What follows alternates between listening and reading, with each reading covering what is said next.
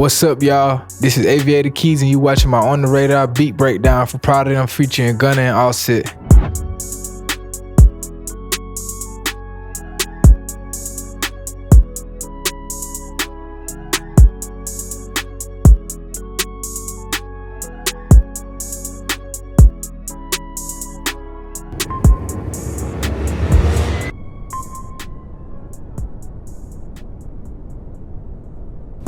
Prada Dem beat came about. I was in the studio one day. I was locked in with Gunna at the time. And at the time, Evergreen, shout out to Evergreen. He was in there also with me, him, and Kenny. And I was in another part of the studio, in another room, just cooking up, vibing. And he came to me, he came in the room. He was like, yo, I got this idea for you. I want you to rock, I want you to pull this up and fuck with it for a second. So I pulled it up. I was just vibing, like, this kind of hard. It's kind of hard. So of course, I put the drums on it. So shout out to Evergreen for coming up with this idea, this loop. Great one, for sure. Me growing up, I had cousins that rap, and while I was younger, I always was attentive to just like them, what they was doing, what they was tuned into. So I kind of like just grew to follow a trend. When I was young, I actually made a song because I thought I wanted to rap. But then I was like, nah, that ain't really my vibe. I really want to I just want to just kick it and just fall back a little bit. So I actually learned how to DJ first. And then after that, I got into producing. But I got cousins that great producers, artists, rest in peace, Rock Montana. He's like a brother to me that passed last year, but he was a big influence on my life and where I went. And, him and Yella, Moody, MGA Mooch, he's still rapping, still doing his thing. Shout out to him. Shout out to Corey, Battle Rain. The matter of fact, Corey is crazy because when I was younger, I wanted to produce. And I asked him like, yo, help me, teach me how to produce whatever, woo. He was like, well, I'm gonna give you the software. You just go in the room and just practice and just do it. So I think that kind of scared me away. But once I got into it, I understood what he was saying and why he said that, So shout out to them. When I first started making beats, I probably was making like more trap, melodic, just getting to the flow of things. Like, I made a whole lot of beats at the beginning. Like, actually, I have my laptop that I started making beats on, and I go back and listen to beats sometime. I'd be like, man, I wasn't doing nothing. But you grow to get better, and that's just the way it is. So I'm thankful for that, though. But that's a part of the process,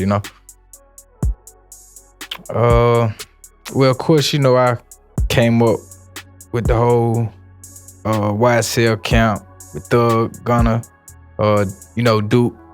I actually got my first placement with Duke once I started producing, because I always was a DJ before I was a producer. So when my first placement came, Duke gave me my first placement. So, we pretty much inspire each other within our camp of building and growing. So during that time, like, that's more so like my favorite, of course. It's kind of biased, but it's true. So after I graduated high school, I knew somebody named Zoe, and Zoe did some work with Rika and Thug at the time, and it was Morehouse Homecoming, 2016. Morehouse Homecoming. Thug performed at Morehouse. And the sweater that he wore for that performance, I actually got him that sweater to wear. But him just being who he was, he just grew to, grew a liking to me. And, we built off of that. It wasn't nothing that happened fast. Like a lot of people don't know, I was actually at Thug House watching his crib and just kicking it when I was in school before I actually started DJing and dropped out of school. I probably went to school for the first semester, and then I dropped out to go on the road as a DJ. So yeah, that's pretty much how that came about over time. Top 3 plugins, I would say Purity, Nexus, and Omnisphere. My very first laptop was a Dell laptop. And then I went from a Dell to a Mac laptop that someone gave me that had FL on it that was loaded up already. And I just went between those 2 laptops for a minute. So shout out to, I think Keyyz gave me that. Keyyz actually taught me how to DJ when I was younger also. He was actually managing my cousins and them at the time. So I went to Keyyz. I was like, yo, I want to learn how to DJ. He like, bet. And he showed me the ropes. So I actually learned on vinyl, real vinyl. Not a sync DJ at all. Don't use the sync button. We really DJ around here. So my current favorite sounds, I would say, I like the Cash Cobain vibe. Far as sounds, like the band trumpet sound vibe. That's always a good sound. You know, you could do a lot with that. And probably just the I like naked instruments now a lot too. No drums, simple stuff like that. That's kind of like one of the vibes that kind of like has really grown on me, because it's like it's more open, and it don't get no more open than that. They just leave the artist free will to be creative. So I kind of fuck with that a lot. The craziest place outside the studio. A lot of people probably saw the Jamaica vlog when we was in Jamaica working on the Gunna album with Gunna. I think that probably was the best vibe, like of just like outside the studio for the view with the ocean, the palm trees, just, you know, that whole Jamaica. So that was a vibe for sure. Man, on a slow day, inspiration just comes from I might just sit back, listen to music, or I might just, you know, I might call my son, just talk, just catch a vibe, you know, might talk to my family, just try to, you know, look into things that I love, people I love, and just look for inspiration within that and them. Most of the time, on slow days, you know, you just gotta keep pushing. At the end of the day, whatever it is, you gotta keep pushing, you gotta keep going. So I think that is just a thing that's in my mind that I always just tell myself, like, you gotta just keep going. No matter what, regardless, don't stop, just keep going. Do's and don'ts. You gotta walk in the studio. You gotta feel the vibe. You gotta feel the vibe for it. You gotta turn the lights down. You gotta light you some candles. Whatever your preference is, cannabis or whatever you do, you know, catch your vibe. You just, you know, you don't force it. I say that's one of the main things, like just not forcing it, just going with the flow of it. You know, however it comes. Like, it's good to work, of course, but don't force it. Don't ever force it. And really, I won't say there's not a lot of don'ts. I would say just don't be fucking talking while I'm making beats, man. I think we all hate when somebody talking while you trying to make beats. It's like, come on, bro, let me just vibe for a second. Artists that I haven't worked with that I would like to work with, I would say Billie Eilish, Justin Bieber, Kanye, Tim's, I would say, who else is on that goated list for me? And Ty Dolla $ign too, for sure. My advice to all up-and-coming producers would be to just focus on you and building yourself and your brand, because at the end of the day, you're not just a producer, you're a brand. And you should build your brand too, and you should continue to just grow and evolve as you go along. Don't let nobody tell you what to do, how to do it, you know, because you never know what's gonna be the next wave.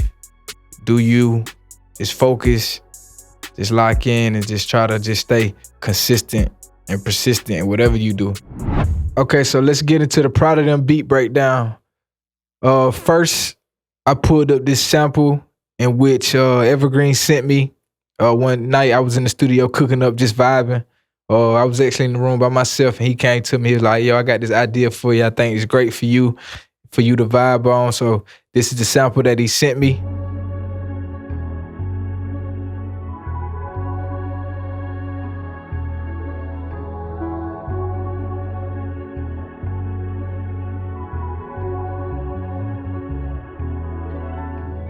So I actually started this beat with pattern 2 with the TM88 hi-hat, which is a pretty steady pattern with a few ins and outs. Then I went and added the Go Legend snare, which is pretty steady also, which has a switch on each pattern, pattern 1, 2, and 3, which I'll show you. The BWD wave snare is pretty consistent throughout the beat. It's just to be stacked on top of the other snares that's there.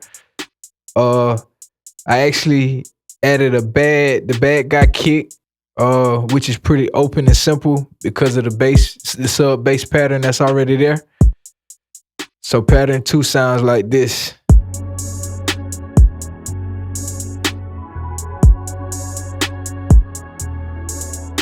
Okay, so in this part of the loop, it goes like this.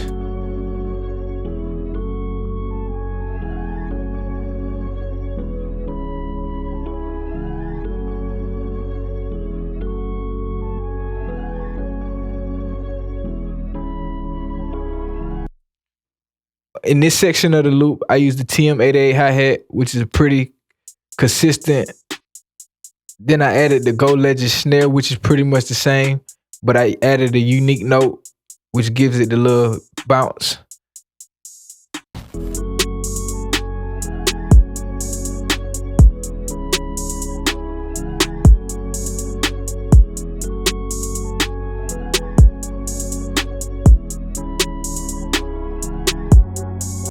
And in this pattern, I actually added a London snare, which helped offset it also a little bit more, which goes into pattern 1, which is a consistent pattern where the loop switches up like this.